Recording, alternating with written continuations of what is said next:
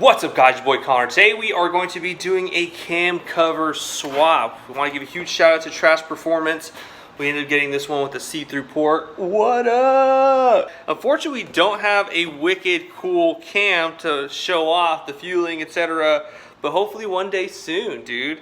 But it's fairly straightforward. You take off your old cam cover, you throw that one on there. Now, this is where it's just a little different depending on what you're doing. We have about 4,000 miles since we swapped the motor oil last time because we were gonna go to California. It was gonna be about 2,400 miles round trip, and we knew we were gonna ride. We actually ended up riding a whole lot more than we expected, but that way we weren't getting out there and then all of a sudden we're at our 5K to where we had to swap oil and then had to do it out there. It was just kind of easier to just drop it here before we left, and then that way we can just do 5,000 miles, etc., come back, be cool. And somehow we rode about 4,100 miles. It was insane. I had no idea how we rode that much.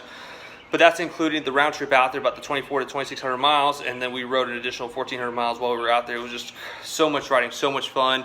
Definitely need more time next year to do the Bay Area and San Diego. But to kind of dive in a little deeper, let's go ahead and look at the bike. So the main difference is if you are not dropping fluids, the motor oil, whatever, some people like to drop all three. I like to do all three at a time. This time we're still not going to do it because we have about 3,000 miles left before we reach the 15K mark. So we're just gonna do motor oil once again. The primary and the trans were changed at 5,000 miles. According to the service manual, you're good to go every 10,000 on those. We normally like to do all three fluids at once because why not? We're already doing it, might as well drain all of them, have them, keep them fresh, have it good to go, the bike running smooth. But we're just gonna go and drop the motor oil this time. We did that at 8,000 before the trip like we stated earlier, so we're gonna go ahead and do it again because we are 1,000 away, and then we'll just catch up eventually on all three fluids at the same time. So we're just doing motor oil. But if you are not dropping motor oil, again, if you're just changing out the cam cover, just note, whenever you do swap out cam covers, you are gonna end up losing some oil. So when you go ahead and replace it, you're gonna put a new gasket and then the new cam cover. Just make note that you are gonna be low on oil. So just check your dipstick, measure the oil, make sure it's at where it needs to be, and then you're good to go 100%. But since we had to change the oil, we're just gonna drain it all at once. Throw new fresh fluid in there and then good to go. We are also rocking the Trask Assault Air Cleaner for the M8. That looks so clean, dude. Chrome on chrome on chrome. What we're gonna do now is we're just gonna go ahead and turn on the bike, get the fluids warmed up, and drop them. So there's tons of videos out there that you don't really need to see this, but again, just open up your dipstick, that way you don't create a vacuum, and then undo your plug. And then let this sucker drain, and then you're good to go.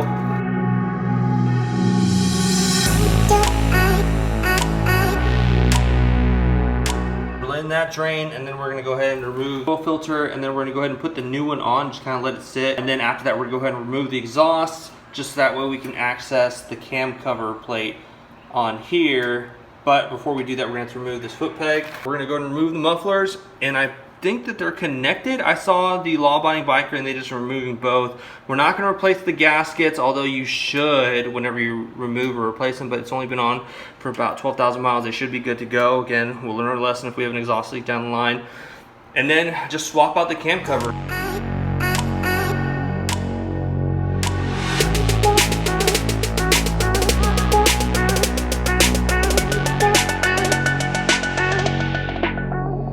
So we're trying to figure out pretty much how we got this portion off last time. Well, if you have a Lowrider software and you're trying to take off the mufflers, it's that way you can take off the rest of your exhaust. I just remembered. So we went ahead and took off the bottom muffler last time because we were having the same issue. We said, why don't we just take off the bottom one and then assess the situation with the top?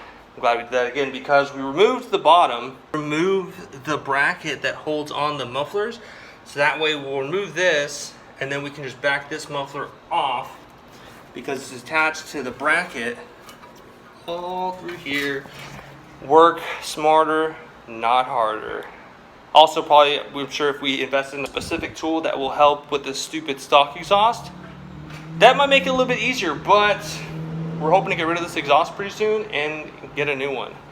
So we're gonna go ahead and do that little cheat code again and hopefully be done with it. So one thing that we're looking to invest in, hopefully this year, is gonna be a lift.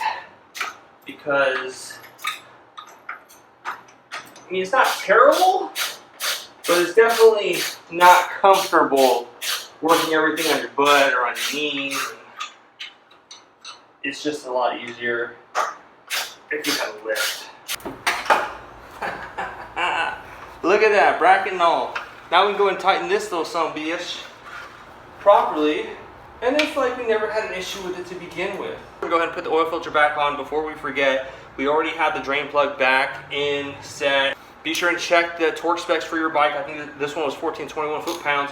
And so now what we're gonna be doing is replacing the oil filter, getting that going, putting a little bit of oil in there. But again, we're not gonna be filling it because we're gonna be draining and capping that off, and that we don't spill any extra oil that we don't have to. So we've gone ahead and removed the heat shields, we moved the mufflers, we already took out the nuts for the header bolts, and now we're just gonna go ahead and remove that.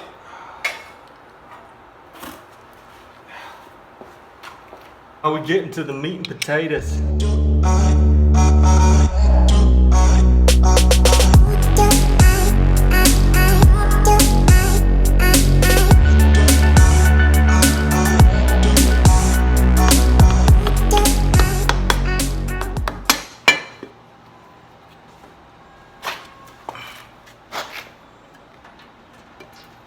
There she blows.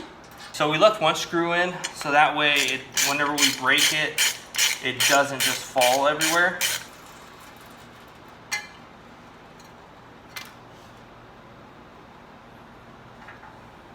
Adios. So now what we're gonna do is just go ahead and put the cam cover from Trask Performance. We have a new gasket on there, and we're just gonna go ahead and hand tighten them for now. There is a sequence for them to go on, as in, I mean, just kind of be tightened. But for now, we're just gonna go ahead and finger tighten them. And I would just do it by hand like this. It's just quicker and easier for me. But just that way, that one's in there.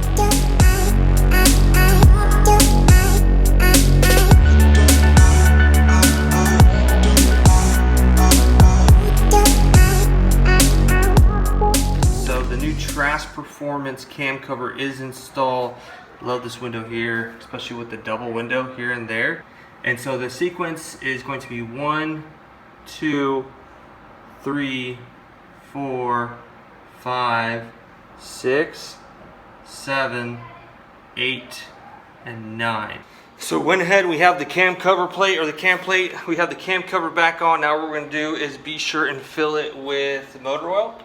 Before we forget, we're gonna go ahead and turn on the bike once we get the fluids in there, and as well as the heat shields and the mufflers back on.